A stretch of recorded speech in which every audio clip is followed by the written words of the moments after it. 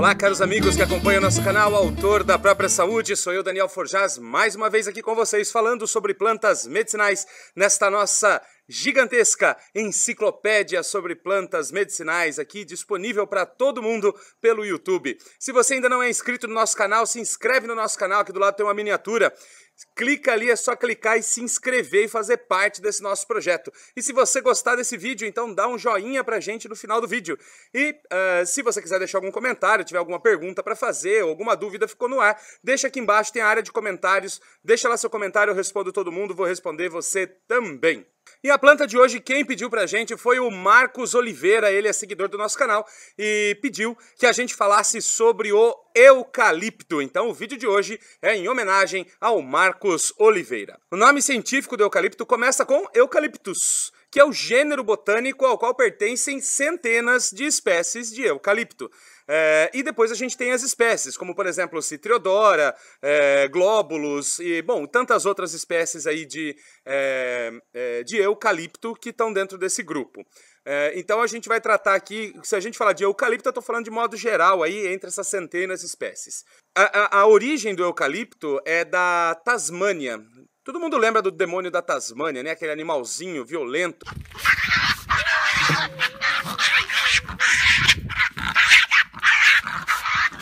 que nasce na Tasmânia, que é uma das ilhas da Oceania, perto da Austrália, da Nova Zelândia. Muito bem, é lá dessa ilha que vem também o eucalipto. E ele é plantado hoje em muitas regiões do mundo, na África, aqui na América do Sul, na Ásia, em vários lugares é plantado eucalipto, porque é uma planta muito útil e tem sido muito utilizada principalmente para a produção de papel no mundo todo.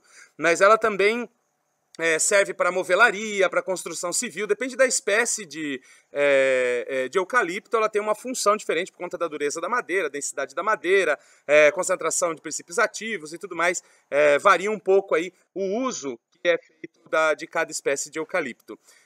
Mas assim, no Brasil, por exemplo, as espécies mais cultivadas de eucalipto são o Eucalyptus globulus, o Eucalyptus citriodora e o Eucalyptus tereticornis. Essas três espécies são as mais difundidas no Brasil porque se adaptam melhor ao nosso clima. Mas existem outras espécies de eucaliptos no Brasil também com uma produção um pouco menor.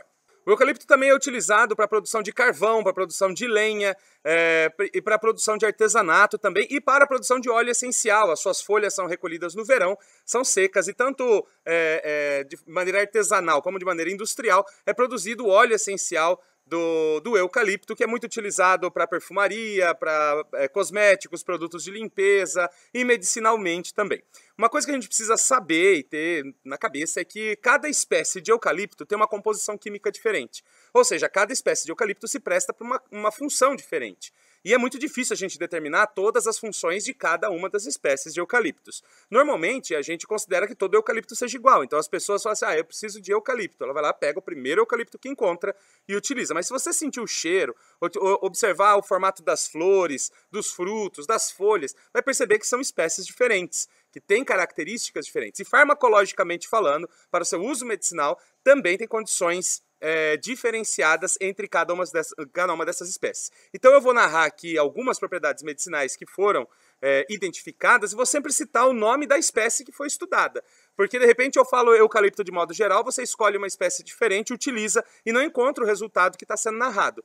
Então, em função das diferentes espécies, a gente pode ter resultados diferentes também com o uso do eucalipto. De modo geral, o principal componente químico, o principal princípio ativo do eucalipto é o eucaliptol, mas ele também tem outros, como o eugenol, como o citrolol e tantos outros olols, que são princípios ativos muito importantes e presentes em outras plantas também.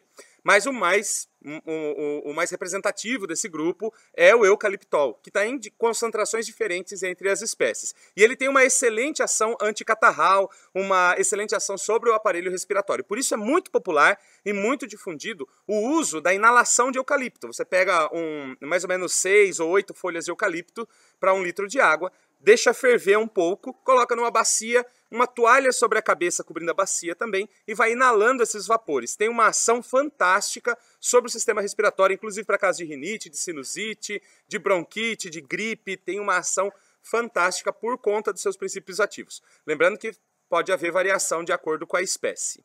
Agora, o eucalipto não é uma planta 100% segura para ser utilizada. A gente precisa considerar a toxicidade do eucalipto. É relatado um efeito tóxico quando você faz uso interno dele, ou seja, você toma as preparações, né? Seja o óleo essencial de eucalipto, seja o chá de eucalipto, seja o pó de eucalipto, o consumo interno dele pode trazer toxicidade e são relatados vários casos aí de toxicidade.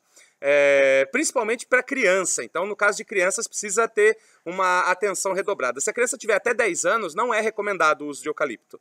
Tá? Internamente não é recomendado o uso de eucalipto. A partir dos 10 anos pode ser utilizado com uma dosagem um pouco mais reduzida. Se para um adulto você usa uma colher de folhas picadas para fazer uma xícara de chá, para uma criança entre 10 e 14 anos, você usa menos, usa meia colher. Tá? Se for o caso de um uso interno. Mas, preferencialmente, faça uso externo do eucalipto. Ele tem várias atividades externas e vale a pena utilizar, mas internamente requer cuidado. Algumas preparações, por exemplo, as inalações dele, se for feito muito forte, a gente está recomendando aqui 6 ou 8 folhas de eucalipto para 1 litro d'água. Se você fizer muito forte, a aspiração de muito vapor de eucalipto pode causar parada respiratória. E isso é um problema, né? Isso é uma questão que precisa ser considerada. As pessoas, às vezes, perdem a noção do que é o limite e colocam lá um punhado de folhas de eucalipto para fazer a inalação e acabam tendo uma parada respiratória. Então, é preciso realmente ter muito cuidado aí. Em casos de inalação também, já foi relatado ataque de fungos junto com os vapores. Ou seja, as folhas de eucalipto, elas têm fungos que colonizam a sua superfície, normalmente do grupo Aspergillus. E esse grupo intoxica também o nosso sistema respiratório, ele contamina o nosso sistema respiratório. Se as folhas não forem muito bem lavadas, você corre o risco de fazer inalação e aspirar os esporos desse fungo e assim contaminar o seu sistema respiratório também. Então requer muita higiene e lavar muito bem as folhas de eucalipto para evitar qualquer contratempo. O uso excessivo do eucalipto, né, na forma de chá, por exemplo, se você fizer um chá muito forte de eucalipto, com mais do que uma colher de sobremesa de folhas picadas, você pode ter problemas atacar o fígado, principalmente pessoas sensíveis, que já têm problemas do fígado, atacar seriamente a vesícula, o estômago, causar dores estomacais, cólicas estomacais, indigestão, e tudo, dispepsia, pode causar problemas intestinais também, como diarreias e tudo mais. Então, assim, é preciso sempre controlar a dose de eucalipto se você decidir fazer o uso interno das preparações de eucalipto. De todas as formas, nunca, jamais é recomendado o uso do óleo essencial do eucalipto. Ele é muito concentrado, é muito forte e não é recomendado. Tá? A não ser que você seja um terapeuta capacitado para administrar o óleo essencial do eucalipto, de uso doméstico para as pessoas de modo geral, não é recomendado o uso. Inclusive o óleo essencial para pessoas sensíveis pode causar inclusive irritação da pele, pode causar inchaço e vermelhidão na pele. Então tem que tomar cuidado na administração caseira do óleo de eucalipto. Na medicina doméstica, então, o eucalipto é muito utilizado para problemas respiratórios, sempre na forma de inalação. Então, para rinite, sinusite, bronquite, gripes, resfriados, congestão nasal, peito cheio, para expectorar catarro, ele é fantástico, realmente muito utilizado, já tem uma tradição muito grande de uso, não só no Brasil, como em muitas partes do mundo. Agora vamos lá, o que eu encontrei de pesquisa sobre o eucalipto? Eu pesquisei bastante, encontrei bastante coisa sobre o eucalipto, mas talvez não sejam os estudos definitivos, a gente talvez encontre muito mais coisas por aí.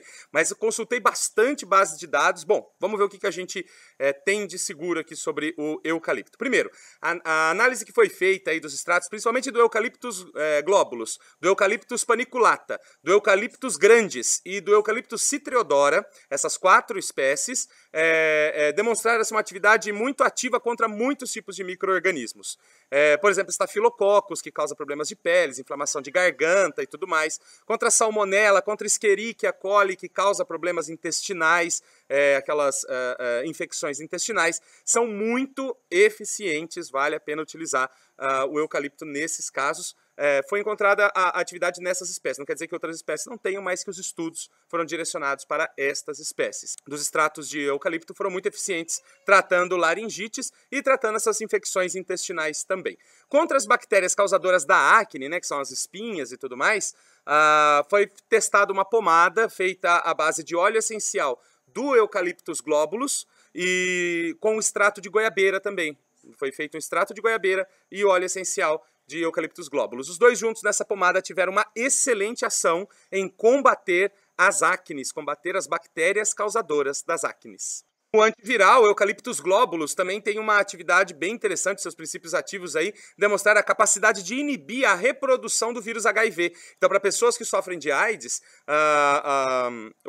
os princípios ativos do Eucalyptus globulus têm sim uma ação interessante em inibir a atividade de reprodução aí do HIV, mas é preciso tomar cuidado, não pode ser feito o tratamento contínuo, porque ele pode causar toxicidade, pode causar problemas do fígado. Então, o tratamento contínuo não dá para fazer.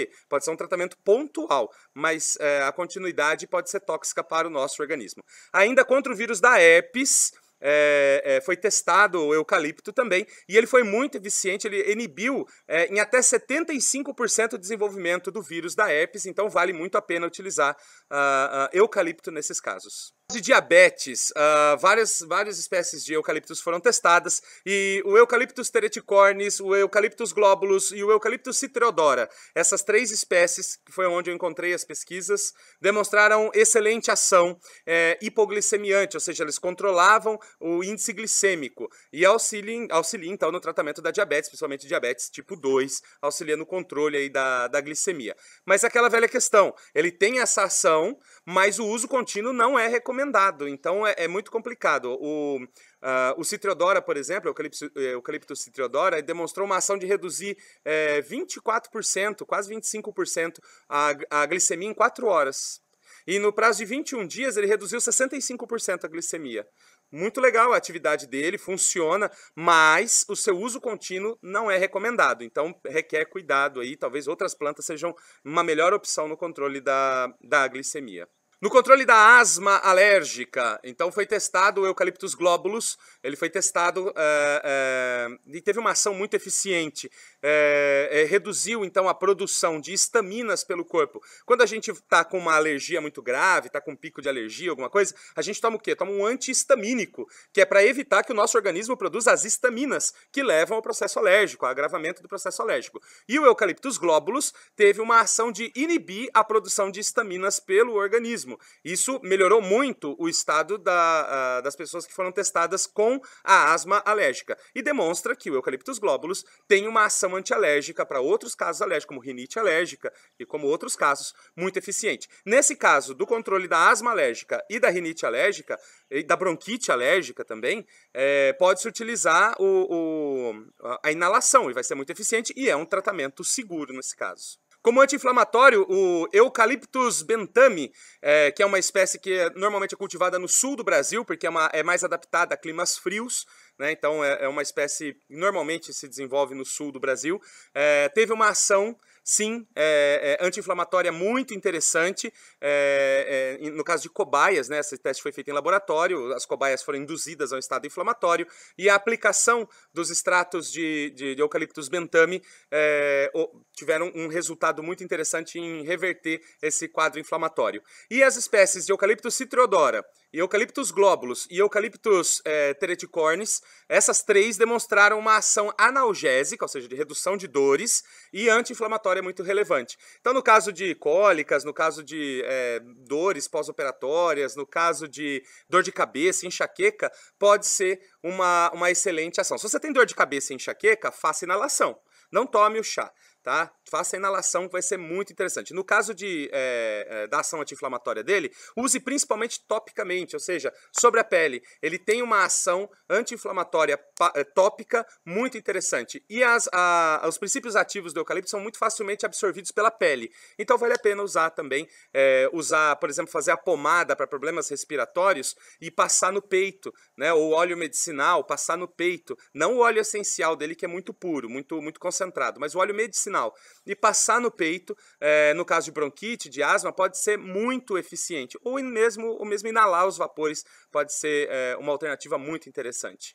Como vermífugo, Eucalyptus stageriana, que é uma outra espécie de eucaliptus, foi testado e demonstrou uma capacidade de eliminar vermes intestinais no prazo de 14 dias de uso. Então, 14 dias tomando chá das folhas dessa espécie de eucaliptus demonstrou uma atividade vermífuga muito interessante. Popularmente, o eucalipto é utilizado, o chá do eucalipto é utilizado como vermífugo. Eu não sei exatamente popularmente que espécie que se usa, mas aqui nesse caso dessa pesquisa foi identificado que o Eucalyptus stageriana sim tinha uma ação vermífuga interessante. Pode ser que outras espécies também tenham, mas não tenho pesquisas que demonstrem essa atividade. Por fim, no controle da Candida albicans, que causa candidíase, que é o sapinho das crianças, os panos brancos nas mulheres, ataca a região genital das mulheres, causa dor, inchaço, coceira, é muito incômodo. Esse fungo, a Candida albicans, foi inibido o desenvolvimento dela com o uso do Eucalyptus globulus. Pode ser feito na forma de banhos de assento, então faz um chá forte com o eucalipto, coloca numa bacia e faz o assento durante pelo menos 20 minutos, durante alguns dias, uma semana, 10 dias, para eliminação aí. Nesse caso de Candida albicans, eu recomendo também o uso da aroeira vermelha, que vai ser muito eficiente. Pode misturar eucalipto com aroeira vermelha, fazer um chá bem forte, fazer o assento durante pelo menos 10 dias, 20 minutos por dia de assento. É fantástico o efeito no caso da Candida albicans. Esse foi o eucalipto, espero que você tenha gostado do eucalipto. E se curtiu esse vídeo, dá um joinha aqui pra gente. Se ficou com dúvida, deixa aqui nos comentários. Se quiser fazer um elogio, se quiser fazer uma crítica, estamos abertos a ouvir todas as pessoas. Deixa aqui nos comentários também. Não deixe de se inscrever no nosso canal e conheça o nosso site. Nós estamos construindo um site. Estamos construindo uma enciclopédia sobre plantas medicinais num site também, e a sua opinião é muito importante. Lá nós temos uma área de comentários. Eu gostaria muito de ouvir os seus comentários sobre o site, o que você gostaria de ver no site, como você gostaria que fosse o site. Isso nos orienta e nos ajuda muito a construir alguma coisa que serve não para mim, mas para todas as pessoas. Por isso, acesse www.autordapropriasaude.com e deixe lá o seu recado. Esse é o canal Autor da Própria Saúde.